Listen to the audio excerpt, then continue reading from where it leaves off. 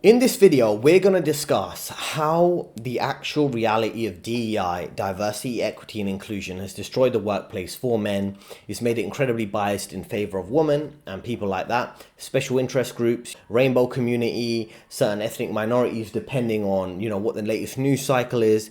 Everything has effectively removed meritocracy and competency from the workplace. It's resulted in lower workplace standards, lower productivity, lower quality of work, and lower quality of life effectively for everyone. So let's listen to something that Minister Japp has to say. Now, if you're not familiar with Minister Japp, he's a content creator who, similar to myself, kind of tells the truth. He discusses things going on in the African American community in America, and he covers topics like this too. So let's listen to a quick clip from him. Now you have the U.S. Secret Service Director, Kimberly Cheatham, who damn near caused President Trump to almost lose his life because of incompetency. A firefighter, he lost his life. 2 other people wounded and critical, all because you want to appease the feelings of people saying that certain shit isn't diverse. So they lower the standards so the weak can make it. Do you understand that this country is being ran right now by weak people? And we are taking into consideration weak, broke, and the woke. And none of those people even love this country or want to contribute. So here we go, right? Here, in this instance, he's referencing, the assassination attempt on, President Trump, God Emperor Trump. So in this case, when there was that assassination attempt on Trump, there was lots of DEI hires within the Secret Service, right? You had these women who were hired in the Secret Service who were half the size, half the height of Donald Trump, were scared for their lives, asking what should we doing, what are we doing, on some of the transcripts of what the security service was saying. Woman ducking behind the President Trump. These women are not capable of their jobs, but they're hired based on DEI benefits, based on feminist hiring practices, right? And then when it comes to crunch time to do the work, who's doing the work? Is it the woman? Is it the strong, brave, courageous, #girl power, #girl boss woman? Is it the Me Too woman? Is it the independent, strong woman? No, it's not really that. It's the men who are picking up the slack, right? And when it comes to life risks, flying planes, protecting presidents or former presidents, making $1 million trades in the finance industry where I've worked, taking $1 billion risk in the finance industry where I've worked, avoiding making major mistakes. Sometimes these women will make major mistakes. There'll be no consequences. They'd make fat finger trades. A fat finger trade is when a woman when someone is making a trade and they press the wrong numbers and trade the wrong amount, and then they have to reverse the trade. There's no accountability for them. If they send emails and private client information to the wrong client, there's no consequences for them because there's such a strong agenda of hiring and promoting women. A lot of the mistakes they make is typically not taken into account. Now, we've seen DEI hires in the office, in the workplace, but now it's impacting everything else, right? It's impacting politics. Politicians are getting preferential treatment on the basis of their race or gender. When he says the country is run by weak, broke, dumb, and woke, that's true, right? The country in the US, can I criticize the UK government, is run by weak, broke, dumb, and woke people. Same thing with the US government, most Western governments. It's not ran by strong, brave, courageous, honorable men. It's ran by these weak, lying, limp-wristed, lying liberal men. It's run by these woke, delusional, girl boss types, feminists who are basically anti-male or anti-truth. And when you have this whole focus on equality, what ends up happening, as you can see with the president's Secret Service being completely incompetent, you end up having people who are effectively not good enough for the job. And then everyone's life is impacted by that. Sometimes their life or not having a life is impacted by that. And this is the reality of most people, right? In terms of you go to work and your entire workday is wasted by so much DEI nonsense and people who are inefficient and not capable of doing the role, but they've been put in the position on the basis of their gender or their race. Survival, because I'm telling you, as a free thinking straight black man, you have got to always think of the worst case scenario. And Kamala Harris being a DEI president is the worst case scenario for you. It will trickle down all the way into your work environment. It will trickle down all the way into your relationships. It will trickle all the way down into your family on how you, as a free thinking straight black man, will interact going forward.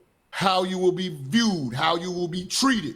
Every encounter with authority given to women, not earned, not deserved. Every situation where you encounter that, you are going to encounter aggression. You're going to encounter abuse of power, no accountability. This game is not going to be fair to you.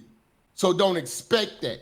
We're going to set realistic expectations for the worst possible outcome, which would be Kamala Harris becoming the first black, so-called black woman president. And how that is. So what he's trying to say here is when you give a lot of authority to women, you have to think about, can they handle the authority, the pressure? Will men be treated as second-class citizens under that? And based on my experience on working in the corporate environment, and many people I've spoken to, they've had the similar experience, right? I don't think, whether it's Kamala, whatever they want to call it, as a prime minister or president of the US is going to have a positive impact. And this type of DEI has destroyed the workplace, destroyed basically social spaces in totality for men, right? And what ends up happening is sometimes you have these women who be in positions of power. They will end up infantilizing or treating their team members like their child, like the childless cat lady. I'm sure you've seen the quote from the vice president who's running with Trump, J.D. Vance. He said, there's a lot of childless cat ladies in positions of power.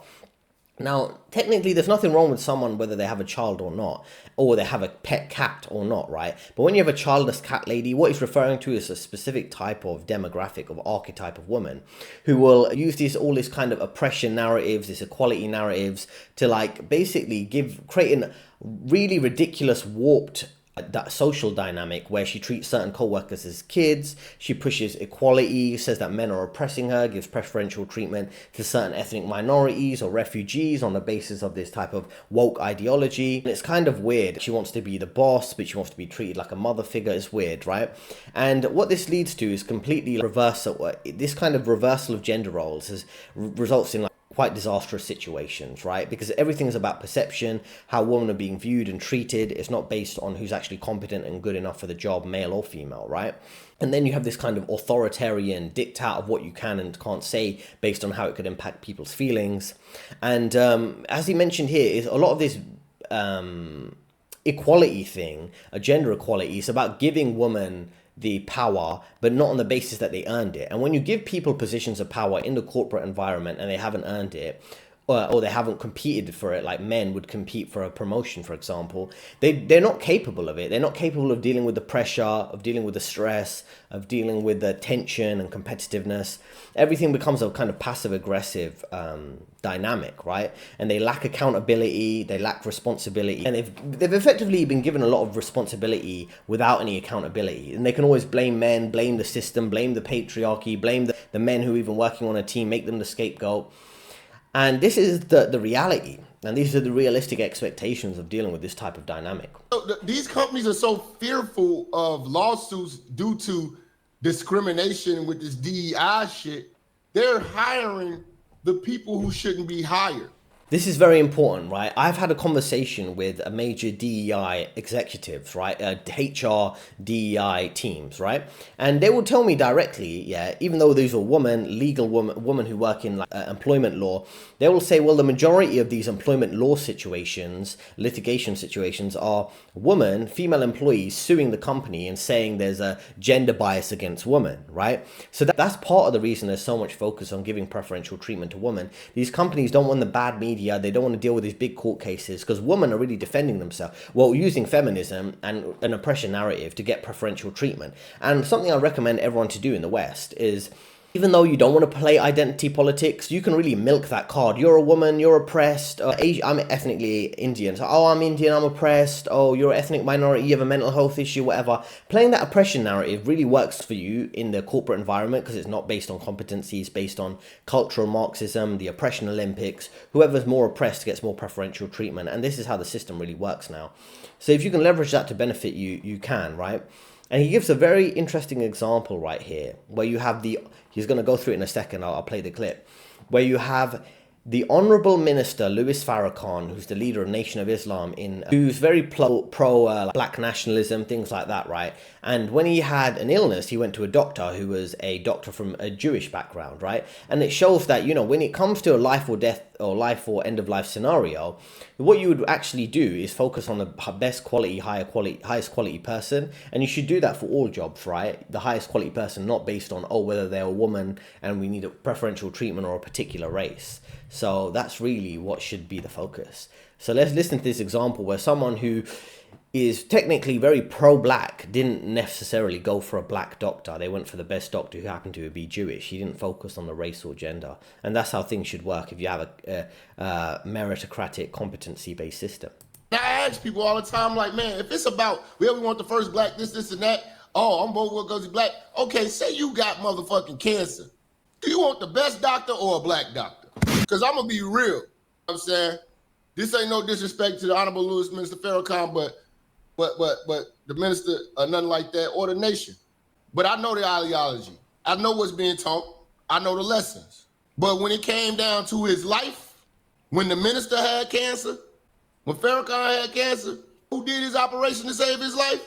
He didn't come in there and talk about DEI, diversity. I want the first black woman to do my surgery. I want a black man to do my surgery. Who did his surgery? A white Jewish man.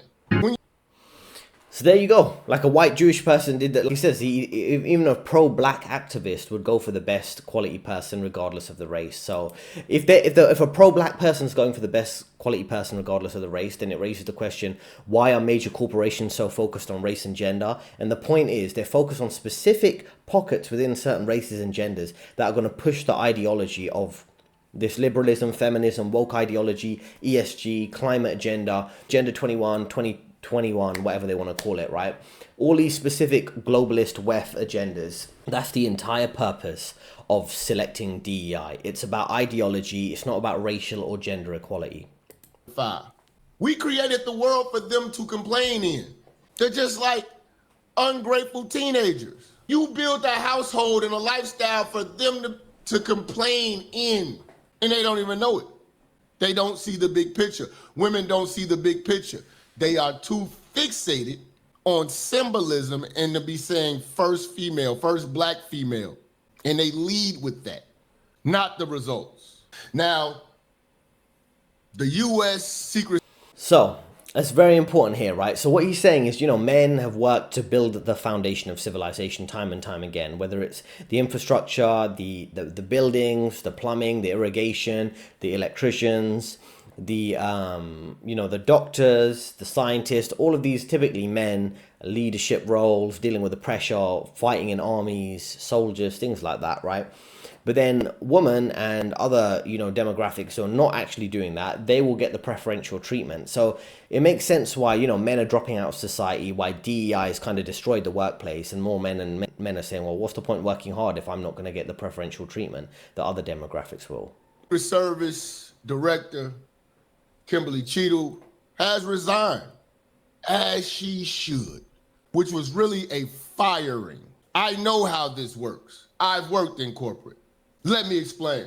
It's a word called liability, retaliation, lawsuits. When you're working for corporations, big corporations, you're in certain type of fields, most of the time, they don't just fire you nowadays. They let you know that they're going to fire you, and then they ask you, turn in your letter of resignation. So this is typically how the situation works behind the scenes. So when you see someone high profile and they resign after a scandal, they've been basically forced to resign, right? Otherwise, they don't want to get fired and have that on their resume or in public perception, right? Now here you have someone who worked in the Secret Service. He's referring to the female Secret Service management team who are DEI, who are feminist kind of woman. And they were fired, right? And you see this all the time, right? In the corporate environment, the companies are reluctant to fire women because they don't want the liability, the retaliation, negative media press, because a woman can always play the victim and blame men for everything, as you saw in the Johnny Depp case with Amber Heard. But this same thing occurs within the corporate environment. A woman can spin any narrative that she's the victim, right? Now, if you can imagine if all the Secret Service in the cases of God Emperor Trump and when he was when I say God Emperor, I'm joking. So just calm down. Okay, I know some people are going to get too riled up in the comments. We're just going to say God Emperor Trump just because it's funny to say that phrase. Now, when it comes to God Emperor Trump, and he was almost assassinated in that situation, right? Now, if you imagine you had all men on the team who were highly competent, highly skilled, and preferably the same height as the president so they can take a bullet, if they take a shot if they need to, that's how things should really operate, right? Particularly in life or not having life scenarios. That's how you typically want to be able to deal with things. You know, have highly competent men surrounded you, working with you, right?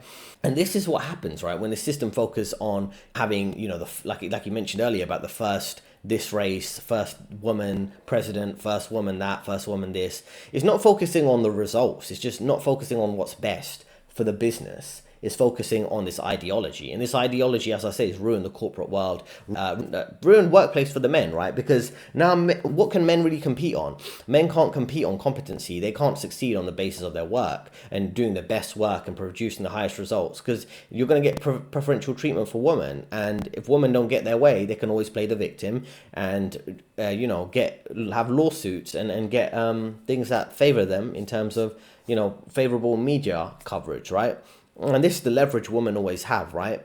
And as I say, I've discussed this with people who work in DEI at major investment banks and work in those teams, and they've told me that directly, right? And now, if you raise these type of issues, as a man, you're considered as, you're not directly labeled as a misogynist, things like that. They'll just say, oh, maybe, they'll give you the impression that you shouldn't be saying this out loud. You shouldn't be pointing out the obvious bias there is in favor of women.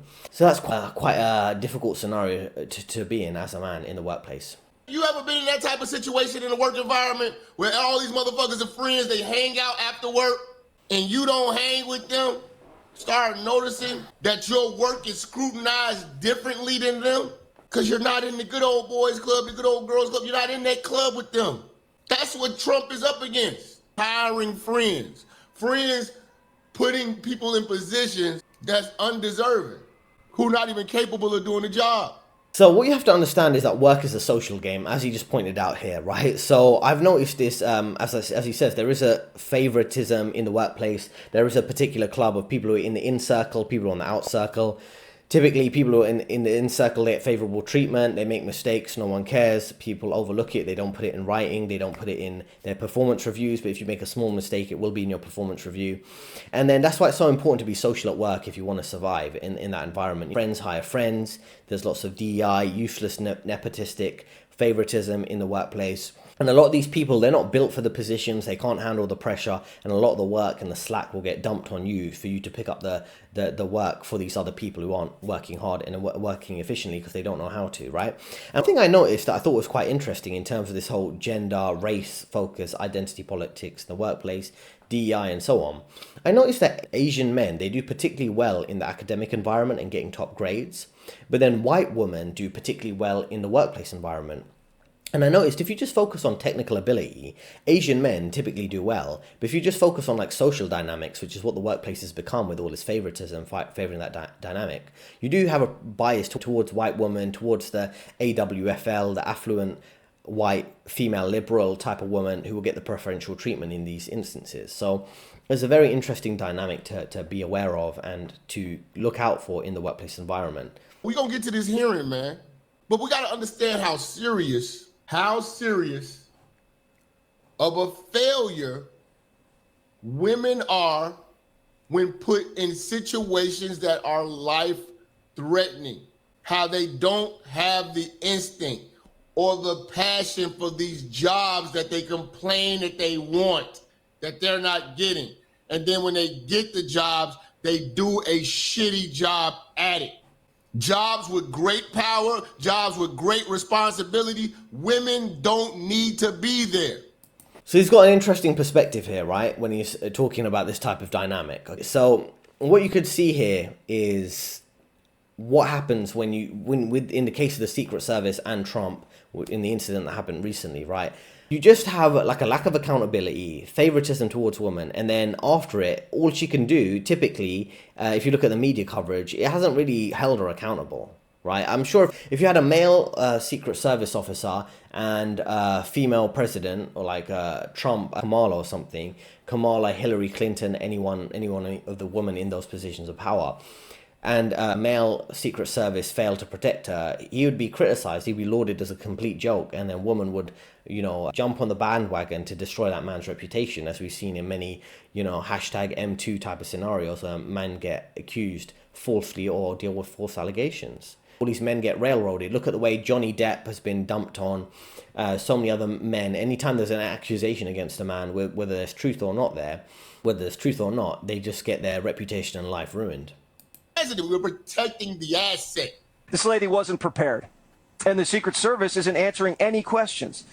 They skipped out on their press conference last night, and today told us they wouldn't say anything. Some of the agents you're looking... Look at her. Look at her. She's not on top of the president ready to take a bullet. Fat Andy Milonakis looking ass bitch has been nothing but an embarrassment. They got so many memes of this bitch. This bitch should be fired. Don't look confident. You protect the president from sniper fire if you're not tall enough. Biden recently gave the head of the Secret Service, Kimberly Cheadle, a bonus. A bonus. A bonus. Cheadle's a Biden hire. She was on his detail when he was VP. And he brought her back, and her main focus has been hiring more women. But see, here's the crazy part. He's about hiring more women for his enemies. Because Biden's security detail has no women. If you Google Biden Secret Service security, you're not going to see him with women. So there we go, right? So there's a cover-up in corporations when it comes to the bias favoring women over men. There's a cover-up in the Secret Service, in the mainstream media, in politics. Seen with Liz Truss, who was the leader of this country, and she didn't last longer than a cabbage rotting. So you can look up the cabbage Theresa May meme. You can look up how terrible other leaders have been. Theresa May, Liz Truss, I forget all their names, but you can see this constant pattern. They make mistakes, they do things incorrectly. Everyone has to pretend like they're the victim for some reason, even though they made the mistake and didn't have any accountability. And then, like I say, when you put women under pressure, can they deal with that level of pressure? Can they deal with confrontation? My experience with a female manager who I had some differences with, I realized she couldn't deal with confrontation, even though she was rapidly promoted into senior management roles. If we had a difference, she couldn't deal with a confrontation with me or a difference of opinion. She would have to go behind my back and to tell another manager to come to me. And I was thinking, oh, cool, this message has gone through 3 people before coming to me, but she can't deal with face-to-face conflict and confrontation in a verbal way, of course, right? So that really tells you, what extent we're meant to put these women on pedestals as girl powers and girl bosses, right? And this is the thing, right? In order to have a decent civilization and a functioning society, you need quality Secret Service people, quality men in leadership, quality. And if you're looking at just the outward appearance of it's a woman, DEI, things like that, you're just going to have the quality completely plummet. And you see this throughout all these bloated corporations that are focused on DEI over anything else. So I hope you found that helpful. And if you're dealing with these type of dysfunctional work environments, I'm someone who's worked for over 10 years in the corporate environment, investment banking, sales and trading roles, things like that. And I offer career advice directly to you, unfiltered, honest career advice, not the garbage you typically see in the media. And it would be great to reach out to me. I have a link in description. I'll speak with you directly and I can give you some tailor-made advice to help you navigate these type of scenarios. So thanks for listening. 2 recommended videos on the screen right now, and I'll see you next time.